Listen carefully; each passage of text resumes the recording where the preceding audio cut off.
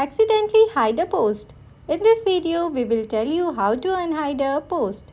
Hey everyone, welcome to Izoate. For unhiding a post, you need to go to Activity Log. Tap on your profile. Then Setting and Privacy. Then Activity Log. In the Activity Log, tap on your Facebook activity. Scroll a bit. Tap on Others Profile Post to your feed.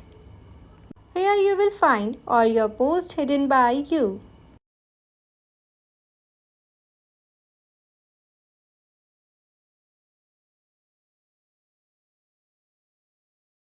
However, if you're getting trouble to finding these options, go to our website.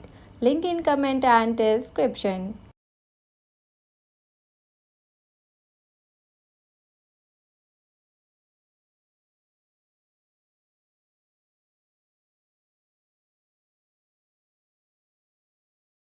So don't forget to like this video, subscribe to the channel for more helpful content and hit the notification bell so you never miss an upload.